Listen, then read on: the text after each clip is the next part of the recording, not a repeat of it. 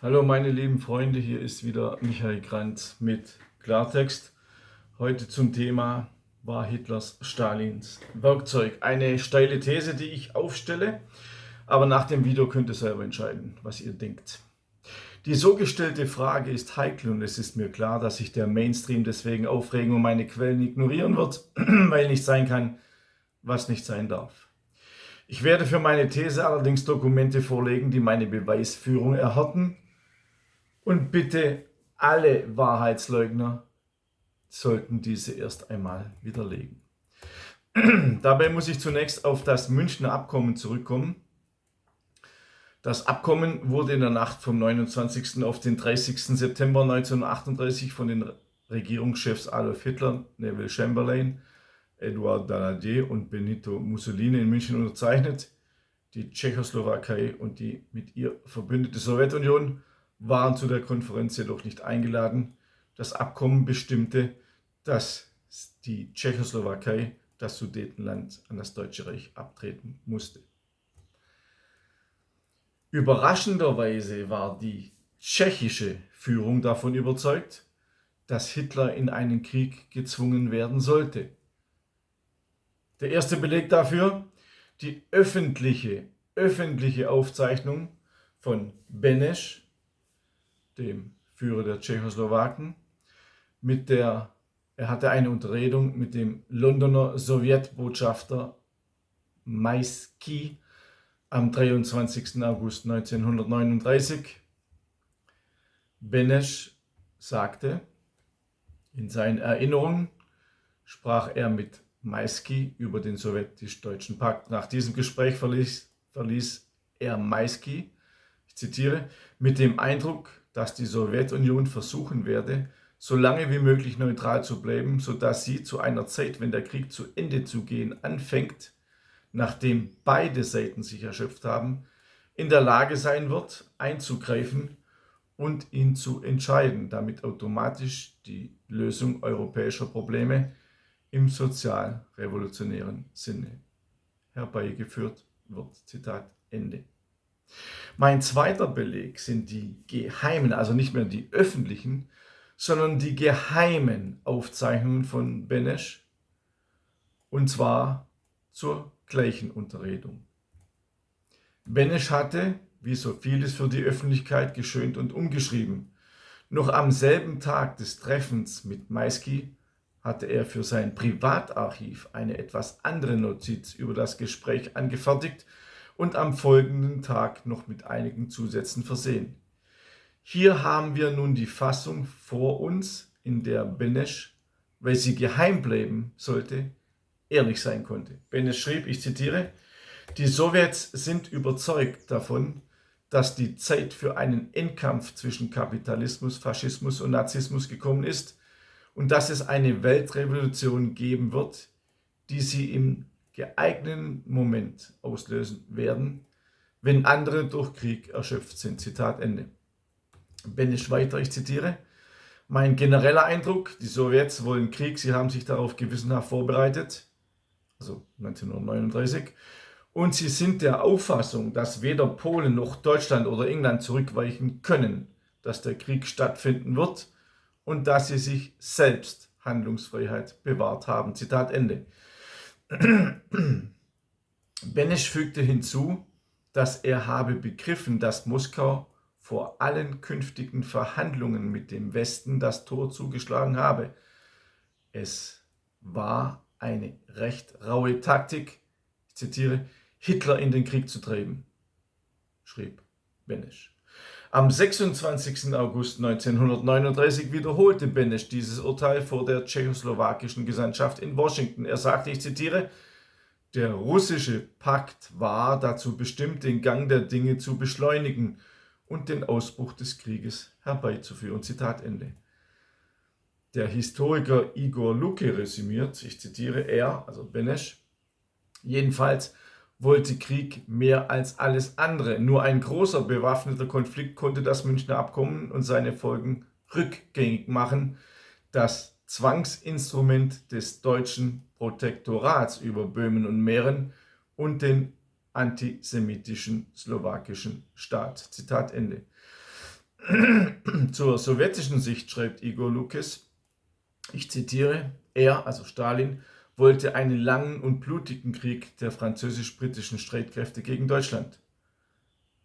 Was er von der tschechoslowakisch-deutschen Krise nicht bekommen hatte, gedachte er sich von der polnisch-deutschen zu verschaffen. Zitat Ende. Lukes schlussfolgert weiterhin, dass die sowjetische Diplomatie eine Niederlage erlitt, als man die UdSSR von der Münchner Konferenz ausschloss. Hätte das Münchner Arrangement Bestand gehabt, wäre von ihm eine Gefahr gegen die Sowjetunion ausgegangen. Er schreibt weiter, ich zitiere, daher das sofortige sowjetische Bemühen, Hitlers Krieg gegen Polen möglich und einen deutschen Konflikt mit dem Westen unvermeidlich zu machen. Im gegebenen Augenblick musste ein Krieg wegen Polen bedeuten, dass zunächst Briten und Franzosen Deutschlands tödliche Schläge einzustecken hatten. Stalin hingegen konnte warten und abwägen. Zitat Ende. Verschwiegen wird also, das geht aus den geheimen Aufzeichnungen von dem Tschechoslowaken Beneš hervor,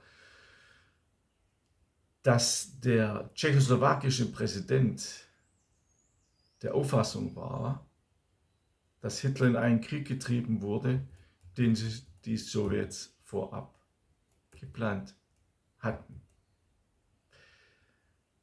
Das jedenfalls geht aus den Aufzeichnungen eines Zeitzeugen hervor, nicht eines Professoren, der heute auf seinem sicheren Sessel sitzt, 80 Jahre danach. Nein, es war ein Zeitzeuge, der dabei war und der hat dieses Urteil gefällt. Und ihr könnt euch jetzt selber ein Urteil bilden. War es so oder war es nicht so? Ein Zeitzeuge, ein hochrangiger Zeitzeuge, der Kontakte zu Engländern, Franzosen, zu Polen, zu den Russen hatte, der hat dieses in seinen geheimen Aufzeichnungen bestätigt. Diese Dinge, die ihr sonst nie erfahrt, mit Quellenangaben, erfahrt ihr in meiner Buchreihe Adolf Hitler eine Korrektur. Es sind 6 Bände, jeder Band absolut umfangreich, jeder Band 700 bis 900 Seiten mit 1500 bis 2500 Quellen. Jeder kann die Quellen nachprüfen. Jeder kann auch versuchen, die Quellen zu widerlegen. Kann zum Beispiel versuchen, die Aufzeichnungen, die geheimen Aufzeichnungen von Beneš zu widerlegen. Kann er ja machen. Für mich sind es Originaldokumente, die nicht wegzudiskutieren sind. Deutschland muss vernichtet werden, ist der Titel meines neuen Buches. Ihr seht es auch im Hintergrund hier. Es ist ein Buch, es ist ein Gedenken an unsere deutschen Tote 80 Jahre nach Ende des Weltkrieges. Ich habe alle Massaker aufgeführt, die deutsche Zivilisten und Kriegsgefangene das Leben gekostet haben. Das zieht sich ja bis heute. Also heute ist es ja die Zersetzung des deutschen Volkes nach der Grenzöffnung. Das heißt, wie Cem Özdemir einmal gesagt hat, also der Grüne, dieses Wort gefällt mir zwar nicht, aber mir fällt gerade nicht Besseres ein, dass die Bio-Deutschen, also das deutsche Volk, die Bio-Deutschen werden zersetzt durch kulturfremde Einwanderung, die ja anhält bis heute. Und das ist für mich eine Zersetzung des deutschen Volkes. Deshalb ist auch Angela Merkel auf diesem Titelbild drauf. Das Buch behandelt den Zeitraum von 100 Jahren, in dem man versucht, unser deutsches Volk zu vernichten oder zu zersetzen. Ich weiß nicht, wie lange es dieses Buch geben wird auf dem freien Markt, also bestellt es lieber gleich, weil, wie gesagt, es gibt Kräfte, die alles verhindern wollen. Von den Linken werde ich bereits als Nazi tituliert. Von den Nazis wird, also zum Beispiel für mich ein neonazistischer Telegram-Kanal, Stimme der Freiheit, die schreiben, ich sei ein Schädling. Also die Linken sagen, ich bin ein Nazi, die Nazis sagen, ich bin ein Schädling. Ich stehe im Mittelpunkt und ich mache nur eines, ich bin Alleinkämpfer. Ich stehe für das Andenken an unsere Großmütter und unsere Großeltern. Wenn ihr mich dabei unterstützen wollt, dann empfehlt mich weiter. Auch meinen Kanal. Ich werde auf Telegram umziehen, früher oder später, weil YouTube mir einfach zu viel zensiert. Hier darf ich ja gar nichts mehr sagen. Also folgt mir auf Telegram, wenn ihr weiterhin mit mir zu tun haben wollt. Wenn nicht, dann eben nicht. Wenn ihr die Wahrheit nicht ertragen könnt, glaubt die Lügen weiterhin, die man euch jeden Tag erzählt. Wie gesagt, ich weiß nicht, wie lange es dieses Buch noch geben wird. Weniger kritisch ist ein anderes Buch, das ich geschrieben habe, aber genauso brisant. Staatsgeheimnis NGO-Finanzierung. Milliarden an Steuergeldern für linke und linksextreme Organisationen und Aktivisten. In diesem Buch führe ich auf, ganz genau mit einer Liste, wer welches Geld bekommt, welche linke NGO wie viel Geld bekommt. Und auch für dieses Buch habe ich von den Linken wieder Drohungen bekommen, ist ja klar. Ich werde mal ein Video machen über alle Drohungen, die ich bekommen habe, weil ich mache immer Screenshots. Weil manche sind ja so feige, die löschen das später, aber ich habe dann den Screenshot. Also empfehlt mich weiter. Ich kann nur sagen, ich brauche auch eure Hilfe, weil ich und meine Familie sind Beleidigungen und Bedrohungen ausgesetzt. Und ich stehe trotzdem, ich bin kein Feigling. Ich habe sehr viele Jahre Kampfsport gemacht. Ich bin kein Feigling, ich bin investigativer Journalist, war auch in der organisierten Kriminalität tätig. Und die linken Weichspüler, naja, ich will das nicht sagen, was ich denke. Abonniert auch meinen kostenlosen Newsletter auf www.michaelgrant.de. Bis zum nächsten Mal. Alles Gute, euer Michael Grant.